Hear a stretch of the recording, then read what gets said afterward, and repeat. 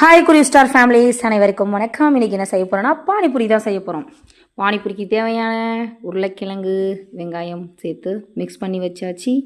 அப்புறம் புதினா பச்சை மிளகாய் புளி கரைசல் அதையும் ரெடி பண்ணி வச்சாச்சு. அடுத்து சூப்பரான பானிபூரியை தான் ரெடி பண்ண போகிறோம். எண்ணெயை ஊற்றுவோம், சூடு பண்ணுவோம். எப்படி பொரியுது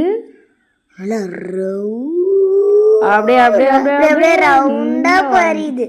அதே அடிச்சானே திரும்பி பாருங்களா, அதே திரும்பிக்குது. நாம திருப்பாம அதே திரும்பிக்குது பானிபூரி. ஆமா, அதுவே திரும்பிக்குச்சு. பால் ரெடி ஆயிடுச்சு. பானிபூரி சாப்பிடலாமான்னு இருக்கே. கொஞ்ச நேரம் வெயிட் பண்ணு, இன்னும் நிறைய செஞ்சிருவோம். அடுத்த ரவுண்டு வருப்போம். அடுத்தும் அதே கடை கடை கடைன்னு அதே திரும்பிக்குச்சு. இதில் ஜித்து மாதிரியே ஒன்று குட்டியாக ஓரமாக ஒதுங்கி நிற்கிது. இப்போ தட்டு ஃபுல்லாக ரெடி ஆகணும். அடுத்து எடுத்து போட்டுப்போம். பாதி ரெடி ஆயிடுச்சு.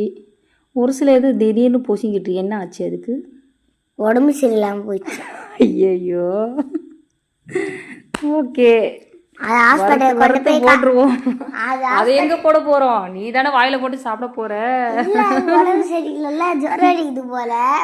அடுத்து அப்படி கொஞ்சம் கொஞ்சமா பொரிச்சுக்கிட்டே காட்டிட்டு மாத்திரை அது வாங்கி கொடுத்துட்டு அப்புறமா அதை சாப்பிடலாம். இப்போ பானிபூரிக்கு ஒரு ஹோல்ஸை போட்டாச்சு. அதுல என்ன பண்ண போறோம்? உருளைக்கிழங்கு மசாலாவே போட போறோம். இதுல வந்து உருளைக்கிழங்கு, வெங்காயம், லைட்டா மஞ்சத்தூள் அண்ட் வெறும் சில்லி பவுடர், மிளகாய் தூள், உப்பு, புதினா சேர்த்து மிக்ஸ் பண்ணி வச்சுருக்கேன். அதில் ஆல்ரெடி சொல்லிட்டேன், புளி தண்ணி, புதினா, கொத்தமல்லி போட்டு அரைச்சிருக்கேன்.